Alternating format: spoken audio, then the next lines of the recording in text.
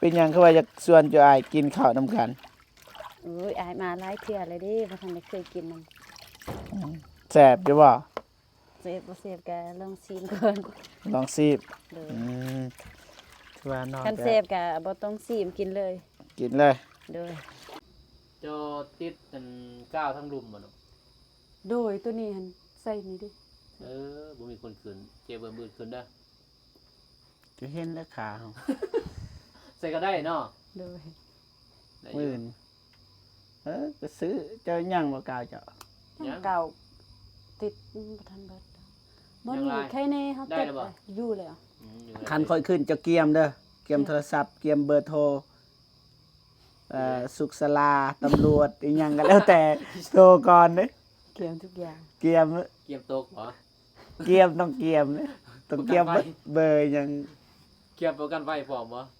เกียม จะเข้าสิมาโดยไปทางใดก็ได้ ผ่านบ่ บ่แม่น อ๋อดีเด้น้องนูจมนี่เด้น้องนูจมนี้ กำลังเห็น แต่ว่าเป็นข้าวเจ้าเขา จานอันนี้ข้าวเหนียวบ่ อันนี้หุงบ่ได้มาเขา ข้าวเหนียว เมื่อจะบ่ได้มาลืมมา ติดอยู่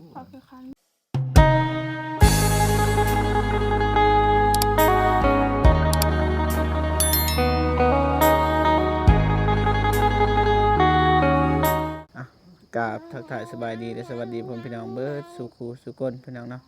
ก็ยินดีต้อนรับเข้าสู่ช่องเบาจิบชาแนลคือเก่าพี่น้องเนาะอยู่กับทีมงานคือเก่าพี่น้องเอ้ยสบายดีเด้อพากันตัดคลิปบ่ สบายดีด้วย ตัดคลิปพี่น้องเอ้ยพอดีทางบ่เจ็บก็สิขึ้นไปเบิ่งน้องหนูเพิ่นเฮ็ดแนวกินแนวยากแล้วก็สิหาประทานอาหารเย็นจากเล็กน้อยแล้วก็สิเดินทางกลับพี่น้องเอ้ยรบกวนน้องเพิ่นนะพี่น้องประมาณนี้ นึงเนาะ โดนๆเท่านึงบ่เคยเลยครั้งแรก คืนเพื่อนบ่ได้คืนแม่นบ่ ขึ้น ขึ้นแต่ว่าบ่เคยกินข้าวนำกันนะพี่น้องเอ้ยแต่ว่ามื้อนี้สิลองกินฝีมือของน้องหนูว่าสิเป็นแนวใดพี่น้องแต่ว่าติดตามรับชมไปนำกันว่าเค็มเกลือบ่หรือว่าจางหรือว่าจืดเดี๋ยวว่ากันพี่น้องเอ้ยทางนั้นบ่อยากปินปานใดสบายดีสบายดีเด้อนบ โทรไว้ ทุยังค่ากิน ปลาโล่งเหรอ สบายดีปลาลุงว้าวย าจ้ะ ทำบ่ได้แล้ว เก็บเลยยา ขึ้นไหนติดโอเค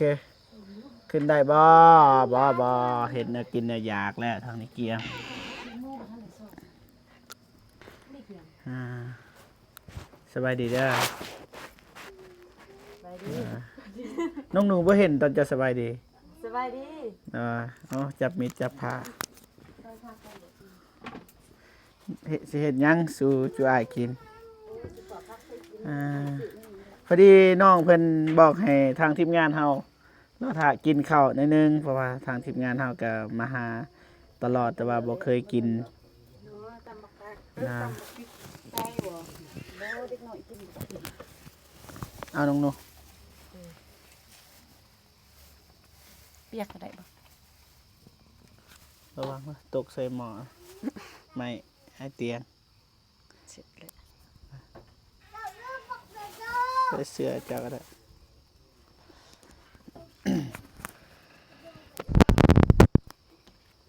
อืมเป็นหยังคือว่าจะชวนเจ้าอ้ายกินข้าวนำกัน เอ้ยอายมาหลายเทื่อเลยเดิบ่ทันได้เคยกินมัน แซ่บอยู่บ่ เสพบ่เสพก็ลองชิมก่อน ลองซีบ เด้อ ถือว่านอก คันเส จาก พก็บ่ต้องชิมกินเลย กินเลย เด้อ อ่าเดี๋ยวกวนแม่นะมาเฮ็ดเวียก เข้าในลูกเข้าใน เข้าไหนไป มันมืด ไปมากินข้าวต้มขนมเนี่ยครับ ไปครับกินสำนี้ โอ้ เฮ็ดเพื่ออะไรได้ เฮ็ดเพื่ออะไรได้ กินขา ลองเบิ้งอีหยังซีด สิมาซื้อมาให้ ซื้อซีนว่านงซื้อให้พี่น้องเอ้ยแต่ว่าเพิ่นก็เฮ็ดสู่กินนะชวนกินนำกัน โดย ท่าใด เอานอนไปว่าไปเฮ็ดอยู่มืดเห็นอยู่ปะก็โอ้กันดมนะ สีจักโหลนี่ว่ะ จะเฮ็ดเป็นน่ะของกินนี่เฮ็ดเป็นสุดอย่างนะ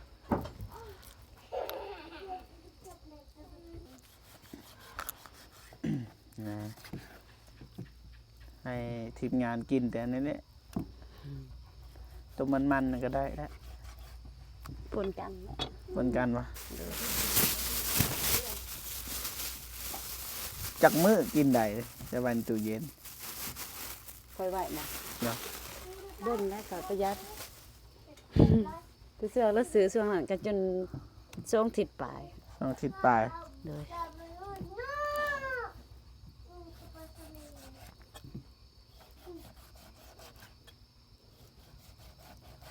มีดบ่เข้า ซื้อแนวคนนะที่เขาโฆษณานะพูดจวกเข้าเลยนะโอ้ คนใส่โคกเอา คนใส่โคกเอา เออ โอ้โหเจ้า เคยเห็นเขาเฮ็ด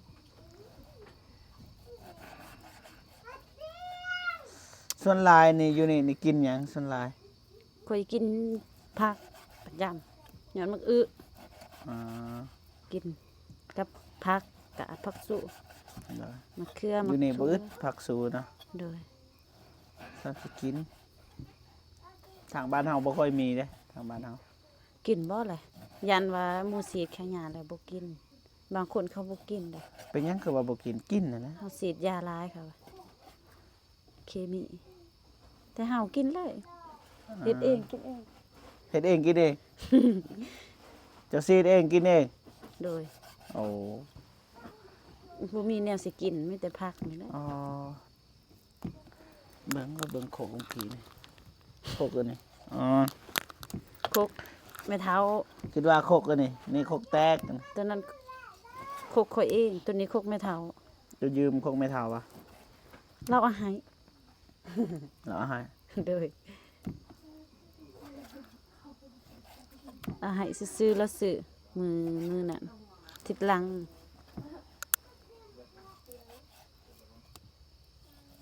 แต่เราเลยหายถวยบวงกันนะฮะ จะบ่มีบ่ถวยบัว มีโบราณ มีอยู่แต่ว่ามันบ่หลายบ่ เลย เวลาแขกเข้ามากิน แต่ละเทือพ่อแม่มายามมันบวงมันบ่พอแล้วก็เอามาใหายเลย พ่อแม่ก็มายามตลอดอยู่วะ บ่ดนมาทัน ปีหนึง 3-4 เดือนก็มา อ่าเขาเจ้าขี่รถหยังมาร ถจักรดื่มรถจักรเขารถจักรพอหั่นรถจีนมันบ่ฮอดมา อ๋อพ่อแม่นี่เฮ็ดเวียกหยังอยู่บ้าน เราเฮ็ดหน้าเฮ็ดสวนกาแฟเลี้ยงเป็ดเลี้ยงไก่เลี้ยงปลา อ้าวมันก็โอเคอยู่เด้ เราอยู่แต่อยู่หน้านั่นเราบ่เคยเมื่อบ้าน อ๋อ เราเลี้ยงหมูอยู่หั่นนี่บ่ ก็พอได้แต่ว่ารายหาเป็นหยังเลย บ่เลี้ยงไว้กินบ่แม่นเลี้ยงขายเลี้ยงแบบโครงการเขาให้เลี้ยงแล้วก็เลี้ยง อ๋อ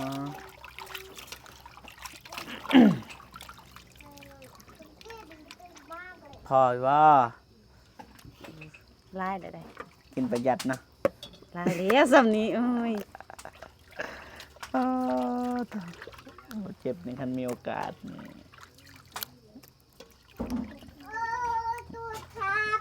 น้องหนูส่วนกินกันยังบุญแหละ บ่แซ่บก็ บ่แซ่บก็สิลองหั่นแหละกระเทิดนะ อย่า หมู ส ส่ ติ วน เด้อ หมูส่วนกิน บ่แซ่บก็ว่าแซ่บ บ่แซ่บก็ว่าแซ่บ เด้อตั้งใจเฮ็ดไปเด้ ได้ โอเค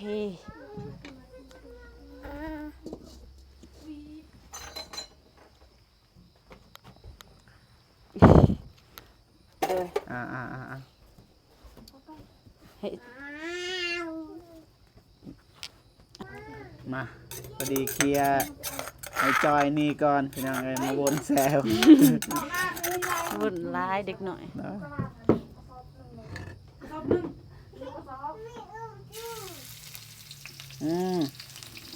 โอ้เสียงดังแสบอยู่บ่เด้ย่านนะย่านน้ำมันพงใส่ มันเป็นหยัง อาจารย์โอ้โอ้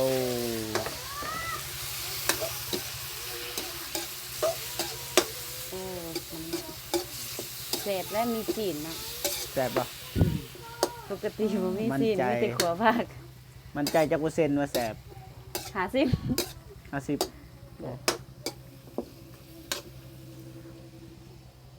ทางไอ้นงกับเบาเมกะรอท่ายังไงจากแสบจากบ่อ แสบสาวกินเข้ม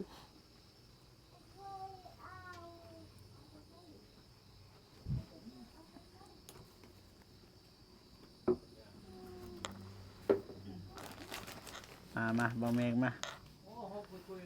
หอมกุ้มดังเจาะ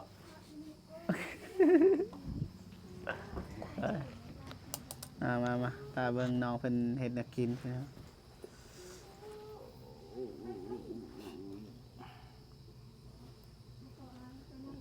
หยุด ยุบตัดภาพมาครั้งแรกพี่น้องสิมือน้องหนูแต่ว่ารู้จักน้องหนูด้นจักเดือนนะทีมงานรู้จักกันมา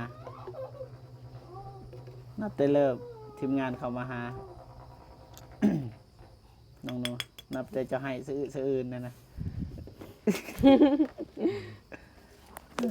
จักเดือนละ 4 4 เดือน เลย แม่นบ่มัน5 เดือนนะว่าจักไอ้เนี่ยจักเดือนนะ 4 เดือน จักเดือนล่ะ สบายดี รู้จักกับน้องหนูมานะ แต่เดือน เดือน3มันที่สาว ที่เดือนสาม ที่สาวซองบ่สาว เออ อ๋อ ที่สป้ายนี่แหละ ได้นะ เพราะว่าตอนน่ะเขามา บ่แจ้งวันไหน นี่ก็เดือนหกเนาะเดือนเจ็ดเลย ได้ 3 เดือน 3 เดือน โอ้ปวดโผ4 เดือนนะ 4 เดือนเดือนเจ็ดเนาะ เลย แต่บ่เคยกินสีมือน้องหนู สี่ นี่แหละ เดือน ครั้งแรกพี่น้อง น้องเป็นส่วน ตอนเรียนเพื่อนก็ได้กินอยู่กิน เฮาบ่ได้กินนี่น้องบ่ได้หมามันนะ เลยมากจ้ะ บ่บ่ ตอนเรียนน้องเลย บ่น้องไปเรียนน้องน้ำหวันใจเด้ พวกอ่านก็บริซีมมีแต่แบบนั้นแบบนี้ บ่ได้กินบ่ บ่ ห่าน ท่านได้กินทั้งนั้นมื้อนี้แหละ อ้ายตั้งใจเด้อให้เสียหน้าเด้อย่าเฮ็ดคือในคลิปอาหนงเด้ ดีเลย สิกินกันยังเฮียบางอยางส้มตำตกเบิดอยู่สวนนะถ้าเบิ่งคลิปเด้อคลิปอาหนง มันบ่ได้แล้วบ่ บ่เบิ่งทางเนาะหมู่น้องอะนะ2 คน เลย บ่มีบ่ มี ว่าใหญ่ โอ้ ตายแล้วโอ้ตายไปเถอะ ขี้ดื้อนะ ใส่สาว ใส่ผัก ว่า จะเฮ็ดหยังอย่า สิใส่ผักข่อยว่า จมนี่เด้ใส่บ่เจ็บ มีเสน่ห์ดอก เห็นบ่บ่มาโดนกูเกยบ่กูเกยเพียง เพียงอย่ามาอีกเด้อ ติด เพียมบ่ให้มาอีกเด้อเปลืองข้าวเปลืองน้ำเด้อจบในใจ เอ้ย รอถ่ายก่อนพี่น้องสิถ่ายเป็นช่วงเอาอ้าวโอ้ได้แล้วบ่ยังวะ ถ่ายอีกหน่อยนึง สัญญาณ จักชั่วโมง บ่ฮอดสมองดอก มื้อสัญญาณนี่ บ่ ประ ได้ มาณ30 นาที โอเคสิใส่แล้วบ่ เลย ส สิเอาผักใส่ก่อน มาลายเพชร เพื่อทีมงานเด้อเพิ่นว่า เต็มใจอยากเฮ็ดให้กินนะสุดฝีมือเลยเพิ่นว่า แล้ว ชิมก่อน ฝีมือไอ้อนงกับฝีมือน้องหนู vs อย่านะ อันไหนอ่ะยังบ่ทันเฮ็ดสั่ง ว่านะว่าฝีมือไอ้อนงเขาเคยกินนะเด้ vs ใส่กันเลยสุดบ่เมกสิให้คะแนนปะทะกันเขาเคยกินมาแล้วนะเขาสิให้คะแนนนะ บ่เจ็บเด้ บ่ทันฮู้นะนี่ บ่สิคือบ่เจ็บ บ่ปานใดเด้ของกินของอยากต้มมีได้อยู่ ต้องมีบ่ว่าดอกไปก็เป็น คนบ่เป็นเฮ็ดก็เป็นเนาะหนู โดย แม่นเนาะ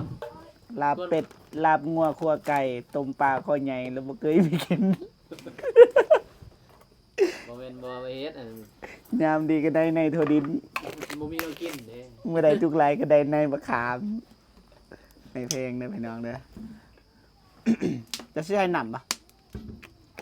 บ่ บ่มีกินก็กินได้มะขามเอาก็เอา เนาะ ตำแจ่วตำได้มะขามกินคือแจ่ว โดยพี่น้องเอ้ยหิวหรือบ่หิวบ่ฮู้พี่น้อง เป็น ใจ ได้ จดใจจ่อ รอตา ไป ว่าแบบกระเทินน้องเพิ่นตั้งใจนะครับก็ตั้งใจกันตั้งใจอยากกินอยากซีมัน อืม ที่ว่าเลิกๆก็หิวข้าวเอาก็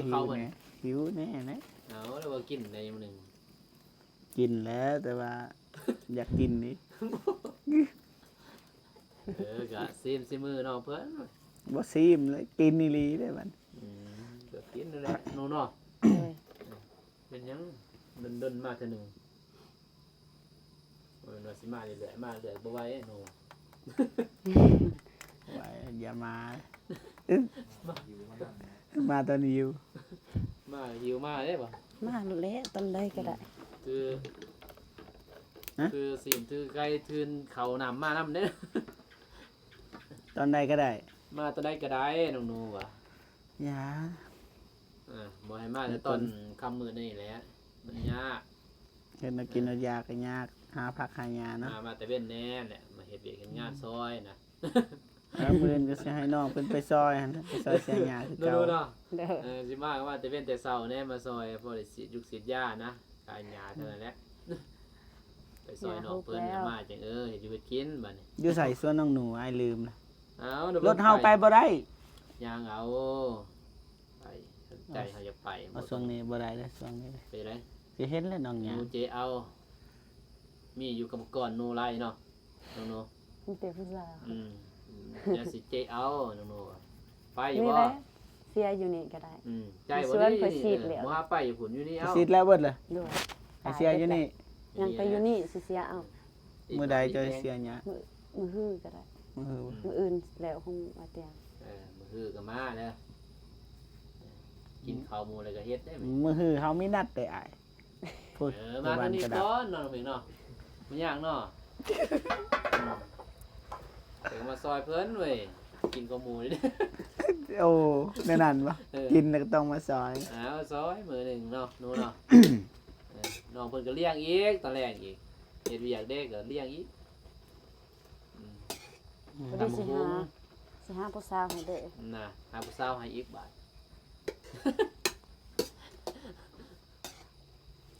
ขอหยอกเด้อ บ่เป็นหยัง โอ้ยก็สิแต่งเว้าเลียนแล้วไปก็มีครูเบิดเด้ย่างเพิ่นกับน้องเมฆบัดเบาโกกับอกหัก อือ เบาโกประธานโกกัน อ๋อบ่เมกบ่จักสิหาไผหา ไปหา บ่ เบา เมก โกมื้อกันไปหาเบาโก30,000 บ่ประกาศ เป็นได ประกาศเลย นำตัวบ่ เอาบ่มีเหือ โอ้ยตายเลย น้ำท่วม อีต้นเบาโกพี่นี่มันมีเงินนี่ลงทุนเนาะถมดินให้ ท่ เพิ่ วม น เด็ก มีเงินซอยเพิ่นอยู่จาก 2-3 คันรถบ่หลายเด้ออันนี้ เนาะ ถ้ามีจาก2-3ตื่นก็สิซอยมันถมแล้วหมดเลย ถึกเลขบ่ ฮะ ถึกเลขบ่ โอ้ยตอนถึงเลขมันยามเลยบ่พอสิถือดอกเฮา สิบ่ เขาใส่น้ำหน่อยหนึง ก็ใส่สิ สิ เป็ เป็น น ห ห ยั ยัง ง เจ้ามักแบบใดจะใส่รถเนาะเอา ได้ บ่ สูตรเจ้านะ สูตรเจ้า บ่สูตรเจ้าเหรอ อ่านั่นนี่บ่สูตรเจ้าใส่น้ำ เดี๋ยวอายกินเมิดก่อนนะ บ่มีสัญญาณเนาะอยู่เนาะ ปกติก็มีได้ไอ้ใส่ลักหยัง แล้วเก่า ของน้องก็ลักเก่าคือกันก็มี แต่ว่าเบิ่งบ่ได้นะ จะลงบอกคลิป ลองแล้วได้ลงกระนั้นได้แต่ว่ามันเบิ่งบ่ได้สิเบิ่งบ่ เป็น ตูน หยังมันเป็นบางสมองนะโทรศัพท์ตัวนี้คือกัน เราให้พวกนี้ใส่โทรศัพท์ iPhone มันให้หา ยังจอติดกันก้าวทั้งรุมบ่เนาะ โดยตัวนี้หั่นใส่นี่ดิ บ่มีคนขึ้นเจ็บเบิ่งบืดขึ้นเด้อ จะเห็นแล้วขาเขา ใส่ก็ได้เนาะ โดย ได้ หมื่นก็ซื้อเจ้ายังบ่กล่าวเจ้า ยัง เก่าติดบ่ทันเบิดบ่นี่ใครแน่เฮาติดเลยอยู่แล้ว อยู่ได้ คันค่อยขึ้นเจะเกียมเด้อเกียมโทรศัพท์เกียมเบอร์โทรสุขศาลาตำรวจอีหยังก็แล้วแต่โทรก่อนเด้อ เกี่ยวทุกอย่าง เกียม เกียมตกเหรอ เกียมต้องเกียมเด้อต้องเกียมเบอร์หยัง เกียมประกันไฟพร้อมบ่ เกียม จะเข้าสิมาหรือบ่ เอาต้องเกียมเบอร์ตำรวจเบอร์ทหาร เจ้า เบอร์ห นะ มอ จักสิ เบอ มา ร์แพ หรือ ทย์ บ่ อ้าวมื้อนี้ก็มานี่แล้วมาสวนในเตียง หาเยอะหมดเลย เวียกบ่ทันแล้วเด้ มื้ อ ออื่นแปลงบ่ทันดอก ค่ำเลยตอนค่ำนั่นมา บ่ได้ สิบ่เห็นหู ตอน4 โมงได้อยู่เลิกเวียก เลิกออกมาเลย เจ้ามีแล้วบ่ แม่ อ้าวอันนี้เด้ แต่คือเก่าแล้วเนี่ยว่ะแจงอยู่เด้น้องเมฆแจงพี่ยา บ่เฮ็ดก็ได้นะ บางทีถือหมางอันนี้นั่นบางทีมีงบไปหยังเด้ แต่ว่ามาก็ อดก้อน 2-3 มื้อเด้อ ตัวนี้ได้มากได้ตัวนี้เด้อได้มาก ตัวนี้มางแน่นอนตัวนี้ ตัวนี้แล้วก็ออกมันก็เวลานั้นเฮาก็แอบมันเลยเฮาสุดไปเลยเด้ ที่แน่ๆมื้ออื่นนี่มางตัวนี้นี่มางก้อนตัวนี้ โอ้ เนาะ อยากใส่ลูกติ่งแหม ต่อเติมเนี่ยนี่เลย มางได้บ่มื้อบ่ต้องขอบ ได้ สิเป็นอีสังหมางตัวนั้นสื่อผนัง มางแบบสมมุติตัวอย่างว่าเฮาไปตอกในอยหนึงนะเฮามางนะ ได้ว่าเป็นหยัง อืม เฮา มีแต่ถ้าได้งัดเด้อ เฮาเล็กงัดยาวๆฮะ โดยต้องงัดอันนี้ได้นะสิตอกมันก็ลักไหลอะนะ โดย อืม งัดเอางัดอะไรก็ได้เนาะทำต่อเติมเบื้องหลังนี่เกาะเบื้องหลังก้อน อืมโอ้ เละแล้ว หอมเลยหอมเลยอ๋อบ่ได้ใส่มะเขือ เด็ก สู น้อ ต ย ร กินบ่ได้ หืม เด็กน้อยมันบ่กิน อืม ไปยาวกับโคบเอาน้องนูว่ะแต่ดีแท้นี่น่ะบุกินของเพชรน่ะดี นี่ แต่งเป็นโรคกระเพาะคือเก่า เห็นตื้อมือนี่ไม่คิดว่ากินในกอกเลย เด็ด เก็บไปเก็บต่ออีกอ่ะ จะเอ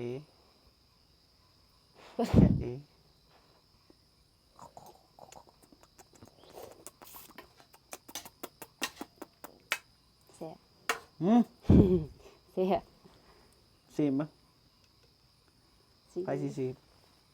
จะน่าสิตักให้กิน ตักเลย โดยบ่ซิม ใส่ลูกเดี๋ยวเลยไปใส่เลยไปเอิ้นก่อนกินน้ำกัน จะน่าสิเอิ้น ครบหน้าครบตาเด้ ยันลูกเราขี่ข้อเจ้าหันเนาะ ตอนทางกิน เจอกับบักจอยได้สื่อกัน ห้ามน้อย สื่อบักจอยใครแต่งสื่อให้ลูกสาวลูกใส่ ตั้งเอง แต่เองบ่ตะกี้เกินมาจอยเลยบ่ จอยคือแท้มันก็ซื้อบุญหลายนี่แหละ บุญไล่ โดย ได้บุญไล่ ซื้อบุญหลาย บุญหลายนะเรามีบุญ บุญไล่เลยเป็นบุญไล่ ซื้อบุญหลายถ้าบุญหลาย เรามีบุญเด้โอ้ บุญไล่บ่เรือมีบุญไล่ บุญหลาย ทั้งนั้นเด้ทั้งนั้นบุญหยัง ใส่ บ้านกันดอน บุญมี บุญมีทางนี้บุญหลาย บุญไล่บ่แม่นบุญไล่ไล่เนาะ โดย เป็นไล่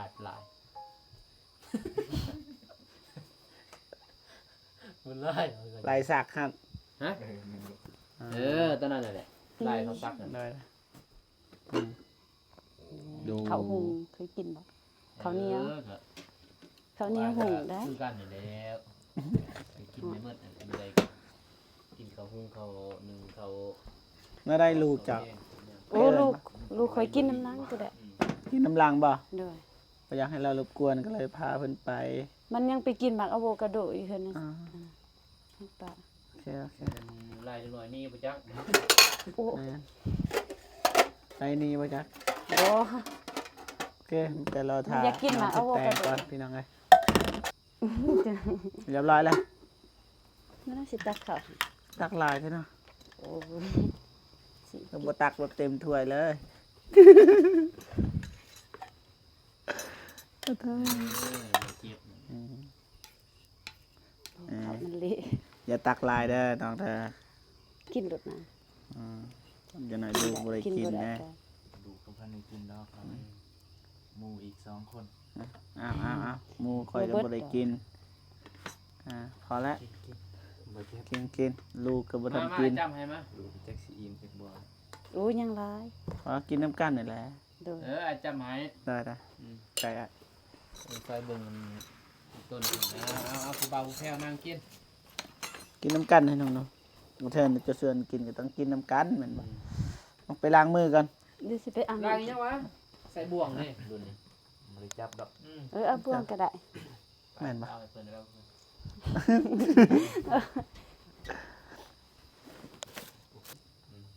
โอ้น้องๆโอ้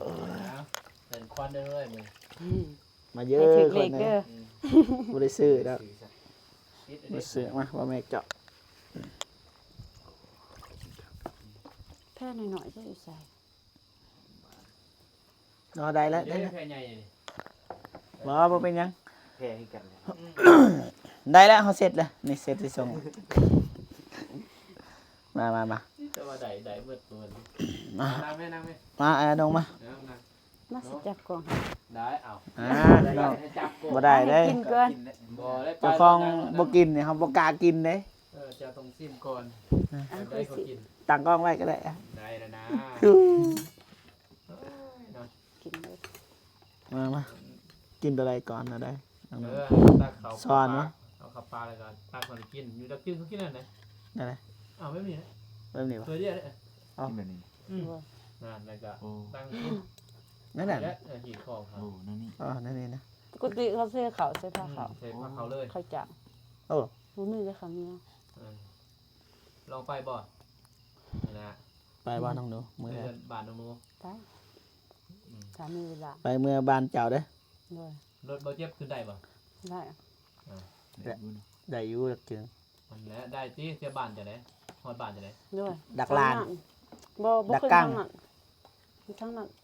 ตอนนี้ฝนตกเขายัง จะอยู่ดักกังมันบ่ ย่ำแร่พุ่นนะเบาเรื่องย่ำแร่ย่ำพ่น โดยไปทางใดก็ได้ ผ่านบ่ บ่แม่น อ๋อดีเลยน้องนูจมนี้เลยน้องนูจมนี้เลยจ้ะ แซ่บหลายเจ้าเฮ็ดน่ากินเป็นนะ โอ้มือหนา โอ้ผมเป็นได้ลูกจน2 คน มือหนา มื้อน่ะสิมากินอีก มือหนาอีกมาไปแซ่เลย ลืมเลยเนาะ รู้จักแล้วหมองกินข้าว รู้จักแล้วบ่ต้องเสียเงินบ่เสียคำ ตัว5น้องนูเลยนะแล้วยังหุ้งเขาได้ป่ะบ่คงคิดบ่ยากดอกขายซื้อมาเองว่ะคอกินเขา แลกเปลี่ยนนะ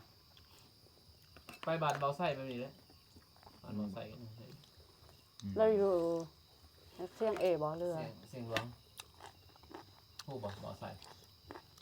เสียงเอเนี่ยเสียงหลวง แม่น บาดเสียงหลวง เสียงเอ ใส่ทองบวงได้ข่อย นั เด้ กร้องเมืองดักติ่นเนี่ย เอาไม่ถูก เป็นน้ำหอมบ่ นักห้องเนี่ย ไม่อัน เห็นอยู่มื้อนี้ละห้องเพลงมื้อนี้ได้มื้อวานน่ะ นักห้องเนี่ยผลวงเนี่ยมีวงเนี่ยว งละเองแต่ว่า วงเองเลยไปหาเราเนี่ยโอ้ยพักเลย แถวบ้านเฮาก็เคยชาวตุนะ โดยไปเมิดนะตัวที่ โอ้เขาเห็นแล้วเป็นโคชกนำเด้ ได้เมิด หลายเบิด ขอยฮู้แล้วขอยเห็นนะเขาติดตามตอน เพื่อนเอง ตอนงานดองเขาเห็นแบบก็ธรรมดาใช่ไหมงานดองตอนคอยเบิ่งตอนนั้น แค่ส่วนเผาทำนั่นเด้เนาะ เผา เขียนดอกแม่นบ่มันสิได้ซ้ำวงที่เปรมก็บ่ได้วงเปรมวงเตะปอนไส้ก็บ่ได้ เทบอนไซมาเด้อ มาขออนุญาตเด้อพี่น้อง มาเด้อพี่น้องเด้อลืม ครั้งแรกเนาะเข้ามา ที่นู้นไล่เอฟซีนะ ไล่เที่ยว กินข้าวเด้อ ไล่ถังตัวไล่หนครั้งแรก ครั้งแรก และต่อไป เรื่อยๆเกิดแดวส่วนบ่เที่ยงจะมึดลายสอบเติมเด้หนูพวกอาจสิแวะมาได้ติแวะมาเรื่อย ได้บ่เป็นหยัง มื้ออื่นก็สิแวะมา เด้อ อีหลีเด้อ มาคุณมือก็ได้เนาะ สมาชิกมาแล้วก็แต่งผ้ามาอีก บอกว่าถ้าลูกเห็นเฮากินนี่ให้ง่ายเด้อ บ่ให้ เอ้าเจ้าก็กินแบบนี้ จะเบิดเด้อก่อน เอาให้อายเด้อเอาเป็นผู้กินนี่ก็อายเด้อ หมดเด้อว่ะ โอ้กินเบิด กินข้าวเด้อ น้องเพิ่นมาเนาะจะมา สบายดี มากินข้าวน้ำ มา กัน กินข้าวน้ำกันเด้อ ครั้งแรกกินแล้วเนาะกินถ้วยเดียว กินทาเดียวสั่ง ผ้าเดียวเนี่ยไปแล้วจึงไม่มีแล้ว แบบนี้บ่แบบนี้บ่ เอากำลังเห็น แต่ว่าเป็นข้าวเจ้าเขา จ้าอันนี้ข้าวเหนียวบ่ ข้า อั วน เหนี นี้ ยว หุงบ่ได้มาเขา ข้าวเหนียว เมื่อจะบ่ได้มาลืม เผ็ดรู้ กินตอนน้ำเด้อให้แต่บ่เจ็บก็บ่แม่กินตอนก็โพดโพย แต่ว่าแต่อื่นเขาสีน่ะเนาะว่าบ่คักบ่สะอาดเนี่ยแต่ว่าตามกินข้อเพื่อนแบบนี้เรากิน เคย กินแบบนี้ฮะถ้วยเดียวเลยแต่ในบ้านแท้เขาบ่ได้ใส่ถ้วยใส่กระตุกเลย แล้วกระโจกแบบนี้เลย แล้วก็ตัก ใส่กระตุกก็ตักเอา แบบนั้นปะบ่ตัวอย่างว่า